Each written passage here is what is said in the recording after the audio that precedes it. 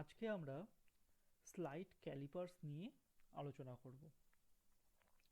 Slide callipers খুবই একটা useful যন্ত্র, যেটা দিয়ে স্মল ডিস্টেন্স বা স্মল লেন্থ ক্যালকুলেট করা যায়। স্মল লেন্থ বলতে কোনো একটা ছোট বলের রেডিয়াস হতে পারে, তার ডায়ামিটার হতে পারে, এবং এই সমস্ত স্মল লেন্থ ক্যালকুলেট করার জন্য আমরা স্লাইড ক্যালিপার্স ব্যবহার করে থাকি। এখানে স্লাইড ক্যালিপাসের চিত্র দেখানো হলো এবং এই চিত্র অনুযায়ী স্লাইড ক্যালিপাসের প্রত্যেকটা অংশের নামকরণ দেওয়া হলো।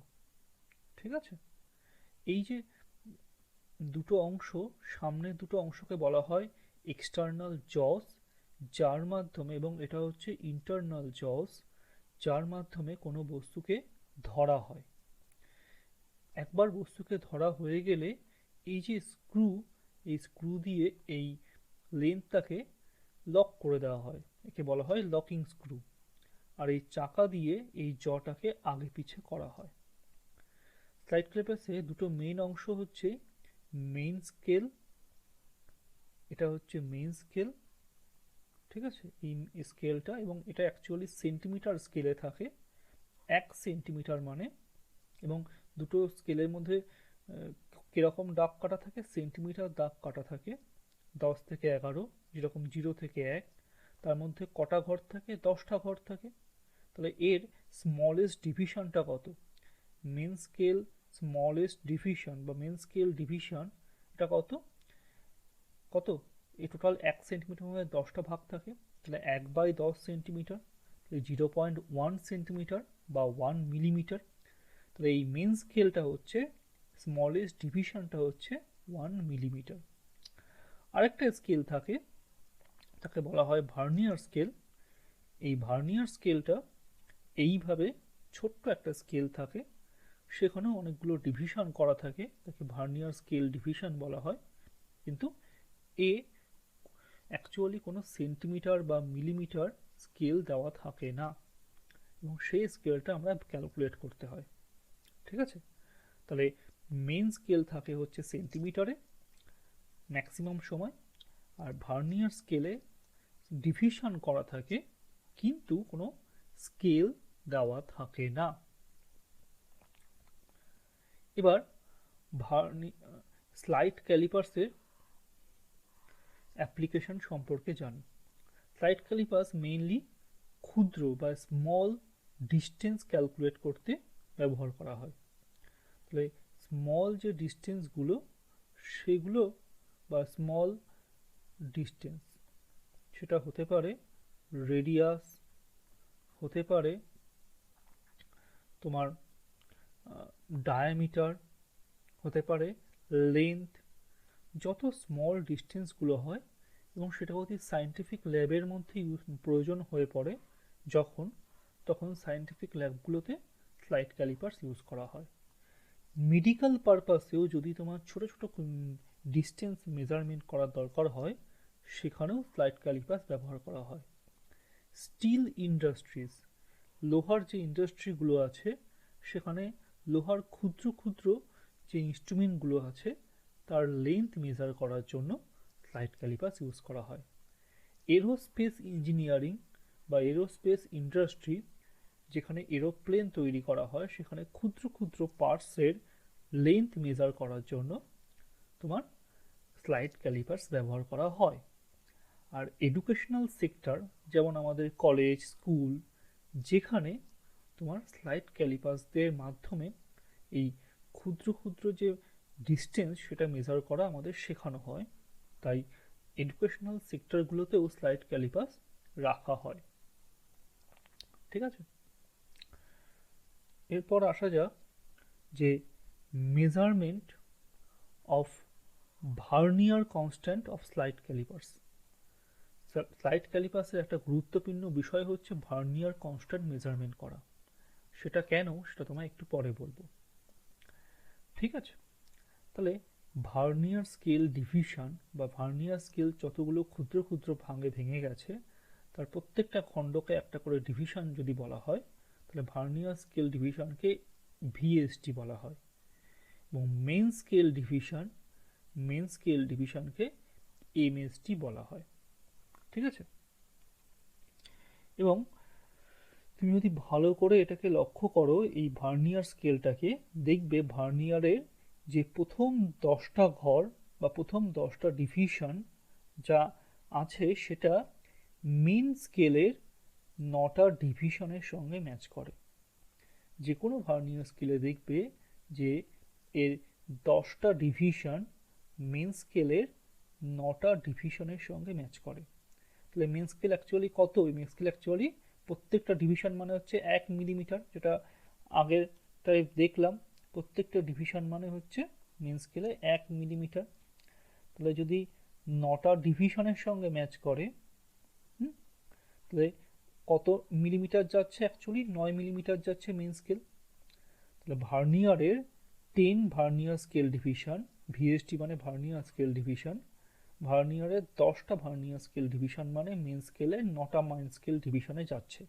বা মেন স্কেলের তো একটা ডিভিশন মানে 1 মিলিমিটার, তাহলে 9টা মেন স্কেল ডিভিশন মানে 9 মিলিমিটার। ঠিক আছে, তাহলে ভার্নিয়ারের 10টা ভার্নিয়ার স্কেল ডিভিশন মানে 9 মিলিমিটার। তাহলে 1 ভার্নিয়ার স্কেল ডিভিশন মানে 9/10 মিলিমিটার, মানে 0.9 মিলিমিটার। তাহলে একটা ভার্নিয়ার স্কেল ডিভিশনটা আমি জানতে পারলাম 0.9 মিলিমিটার। কিন্তু যেখানে একটা মেন স্কেল ডিভিশন হচ্ছে 1 মিলিমিটার। ঠিক আছে, এটা আমরা জানি। তাহলে ভার্নিয়ার কনস্ট্যান্ট ক্যালকুলেট করার নিয়ম হচ্ছে একটা মেন স্কেল ডিভিশন মাইনাস একটা ভার্নিয়ার স্কেল ডিভিশন।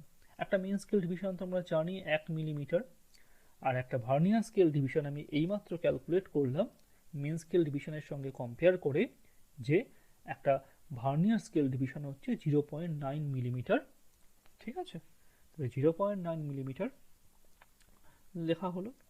তাদের ডিফারেন্সটাই হচ্ছে ভার্নিয়ার কনস্ট্যান্ট। ঠিক আছে, তাহলে একটা মেন স্কেল ডিভিশন মাইনাস একটা ভার্নিয়ার স্কেল ডিভিশন, তাদের ডিফারেন্সটাই হচ্ছে তোমার ভার্নিয়ার কনস্ট্যান্ট। কোশ্চেনটা হচ্ছে এই মাইনাসটা কেন হলো? ঠিক আছে, তো তুমি এখন একটু ভাবো যে এই মাইনাসটা কেন দেওয়া হলো, এবং মাইনাসটার মাধ্যমে কেন ভার্নিয়ার কনস্ট্যান্ট মানে বের করা হলো।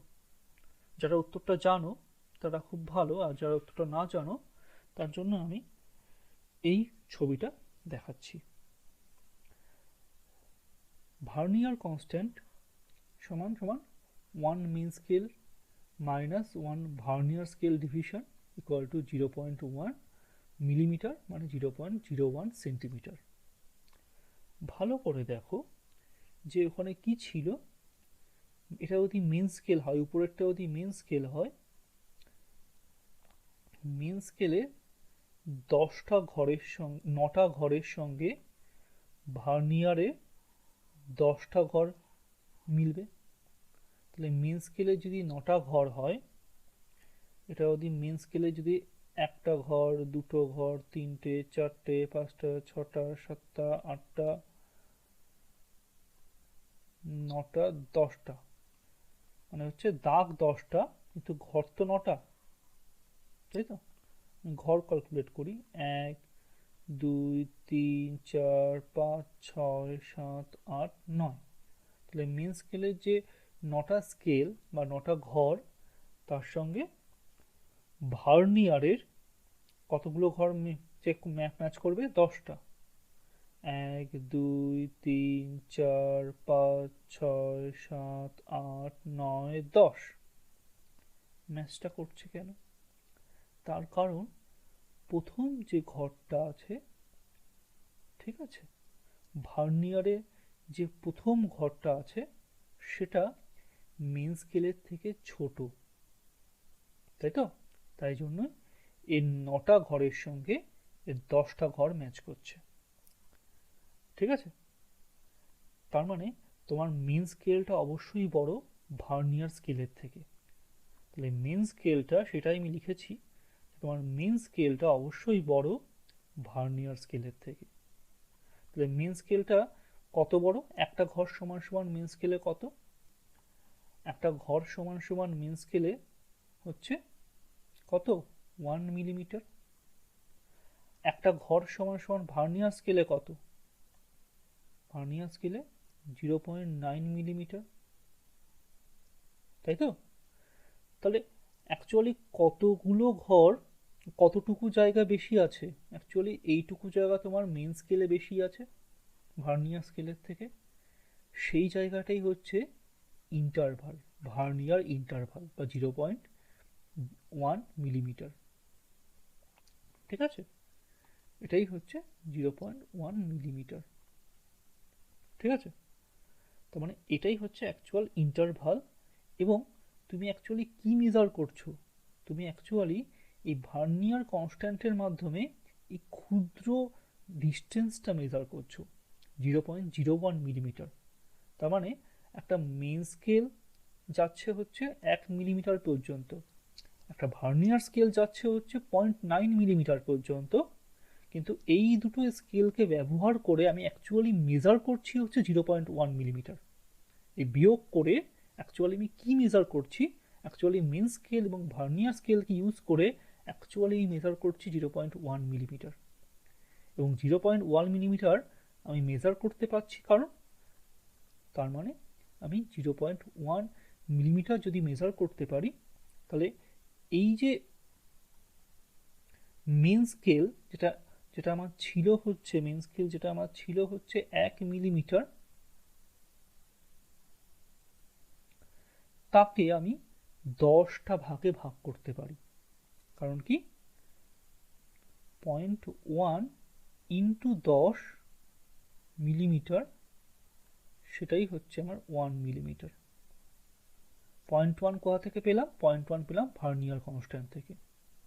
তাহলে 0.1 ডিভিশনটাই আমি যদি আমি পেয়ে যাই, তাহলে এই একটা ঘর মেন স্কেল ডিভিশনকে আমি ক ভাগে ভাগ করছি, 10 ভাগে ভাগ করতে পারছি। ঠিক আছে, তার মানে in other word we can measure 0.1 using Vernier constant calculation with the help of Vernier scale. এই ভার্নিয়ার স্কেল ছিল বলেই এই ভার্নিয়ার কনস্ট্যান্ট ক্যালকুলেশনের মাধ্যমে আমরা অ্যাকচুয়ালি কি মেজার করতে পারছি, 0.1 মিলিমিটার মেজার করতে পারছি, যেটা এই তোমার মেইন স্কেলকে কত ভাগে ভাগ করেছে, 10 ভাগে ভাগ করে দিয়েছে।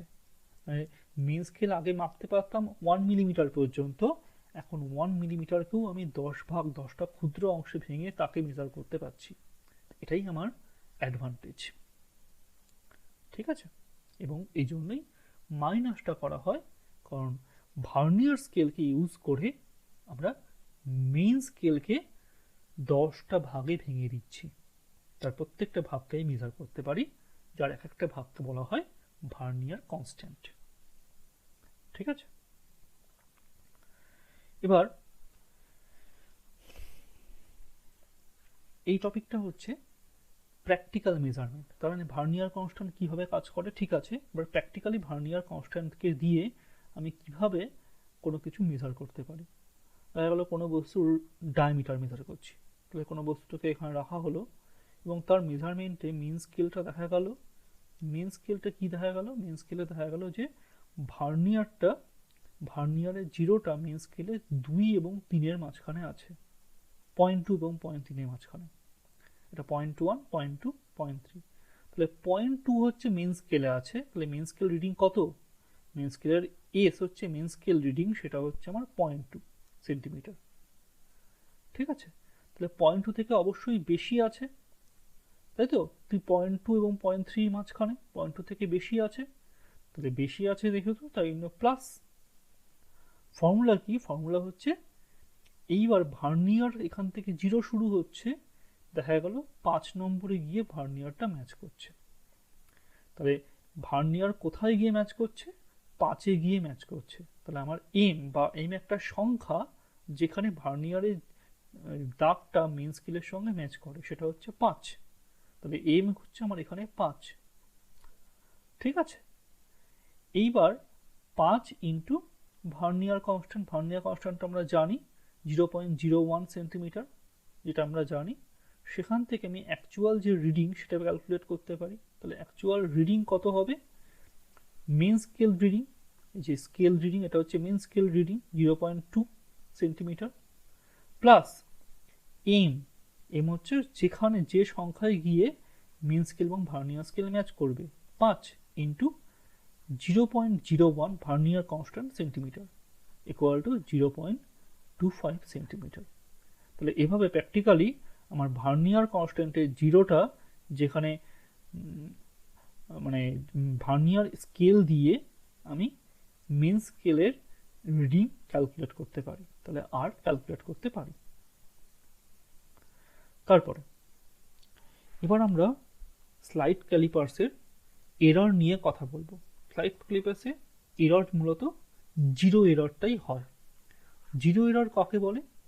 জিরো এরর হচ্ছে যখন ধরো এটা তো মেন স্কেল উপরে একটা, আর নিচেটা তো যে ভার্নিয়ার স্কেল, তাহলে মেন স্কেলে জিরো যখন ভার্নিয়ার জিরোর সঙ্গে কোইনসাইড করে না, ডাজ নট কোইনসাইড, ঠিক আছে, যখন কোইনসাইড করে না তখন যে এররটা দেখা যায় সেটাকে বলা হয় জিরো এরর।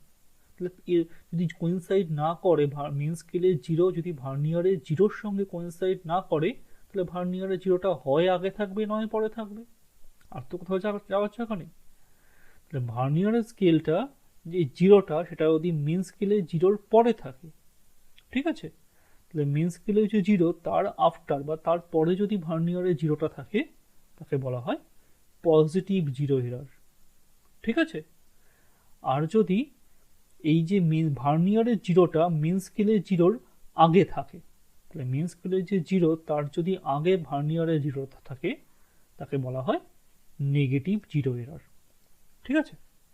এটা কখন?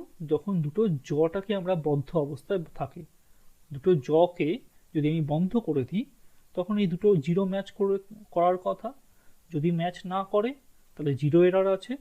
জিরো এররটা কেমন হয়, তোমার এই ভার্নিয়ারের জিরো ডান দিকে আছে বা আফটার দ্য মেন স্কেল আছে। আফটার দ্য মেন স্কেল মানে এটা পজিটিভ জিরো এরর এবং এই এররটাকে প্লাস চিহ্ন দিয়ে লেখা হয়, ঠিক আছে। আর এই জিরোটা যদি মেন স্কেলের বিফোরে থাকে বা আগে থাকে তাহলে এটাকে বলা হয় নেগেটিভ এরর, ঠিক আছে। এই নেগেটিভ জিরো এরর এটাকে মাইনাস সাইন দিয়ে লেখা হয়। এবার একটা এক্সাম্পল দিয়ে বোঝাই। এক্সাম্পলটা হচ্ছে যে মেন স্কেলে ধরো একটা রিডিং নেওয়া হচ্ছে, ঠিক আছে। তাহলে রিডিংটা দেখো 3, এটা 4, এটা 3.1, 3.2, 3.3, 3.3তে গিয়ে তোমার যে ভার্নিয়ারের জিরো শুরু হচ্ছে, তার মানে অ্যাকচুয়ালি 3.3 প্লাস 3.3 প্লাস ভার্নিয়ারে এমন একটা জায়গায় ম্যাচ করলো, ঠিক আছে। ভার্নিয়ারে দেখো 4-এ গিয়ে ম্যাচ করেছে, তাহলে 4 ইন্টু 0.01, তাই তো। তাহলে এটা হচ্ছে অ্যাকচুয়ালি 4 ইন্টু 0.01, তাহলে 4 মানে 0.04, ঠিক আছে। যদি সেটা হয় তাহলে আমি মেজার্ড রিডিং হচ্ছে এটা যোগ করে দিয়ে 3.34, ঠিক আছে। এবার আমি দেখলাম যে আমার ভার্নিয়ারটার এরর আছে। যদি এমন হয় যে তোমার ভার্নিয়ারে জিরোটা মানে এখানে লেফট রাইট তুমি না ভেবে না বলে তুমি বলবে লেফট রাইট খুব গন্ডগোল, তুমি বলবে হচ্ছে যদি ভার্নিয়ারের জিরোটা যদি মেন স্কেলে আফটার থাকে, মেন স্কেলের আফটার থাকা মানে এটা পজিটিভ জিরো, পজিটিভ এরর। তাহলে পজিটিভ এরর দেখা যাচ্ছে এখান থেকে যদি দেখা যায় যে এটা 0.04-এর সঙ্গে হয় পজিটিভ এরর, ঠিক আছে, ক্যালকুলেট করে, তাহলে এররটাকে মিনিমাইজ কী করে করবে? এটা তো বেশি ডান দিকে আছে, মানে তুমি বেশিটা ক্যালকুলেট করেছো, মানে এখান থেকে এটা বেশি ক্যালকুলেট করেছো, তার মানে সেটা বাদ যাবে। তাহলে কারেক্ট মেজারমেন্ট হচ্ছে 3.34 যেটা ছিল তার সঙ্গে তোমার পজিটিভ এররটা নেগেটিভ হয়ে গেল, এটা তোমার অ্যাকচুয়ালি তোমার কারেক্ট রেজাল্ট। যদি এমন হয় যে তোমার অ্যাকচুয়াল ইনস্ট্রুমেন্টটার নেগেটিভ এরর আছে, মানে ভার্নিয়ারের যে জিরোটা এটা মেন স্কেলে জিরোর বিফোরে আছে বা আগে আছে, ঠিক আছে, তো তাহলে তোমার নেগেটিভ এরর, এবং সেই নেগেটিভ এররটা -0.04 দিয়ে লেখা হয়। তাহলে আগে এগিয়ে গেছো, ঠিক আছে, তাহলে তোমায় কি করতে হবে, তোমাকে এটার সঙ্গে প্লাস করতে হবে, তো মিন স্কেলের যে মান তার সঙ্গে তোমাকে প্লাস করতে হবে, তাহলেই তুমি আগে এর সঙ্গে যুক্ত করতে হবে, কারণ ভার্নিয়ারটা আগে এগিয়ে গেছে। তাহলে মিন স্কেলের যে মান তাকে তোমাকে প্লাস করতে হবে। তাহলে মিন স্কেলের মান 3.34 ছিল অ্যাকচুয়াল মেজারমেন্ট, তার সঙ্গে তুমি প্লাস করে দিচ্ছ 0.04। 3.38 হচ্ছে তোমার অ্যাকচুয়াল রেজাল্ট যদি তোমার ইনস্ট্রুমেন্টে নেগেটিভ এরর থাকে, ঠিক আছে। তাহলে এটুকুই বলার, এছাড়া আর কিছু নেই এই টপিকে। যদি তারপর তোমাদের কোশ্চেন থাকে আমায় জিজ্ঞাসা করো, আমি তোমাদের অ্যান্সার দিয়ে দেবো, ঠিক আছে। চলো।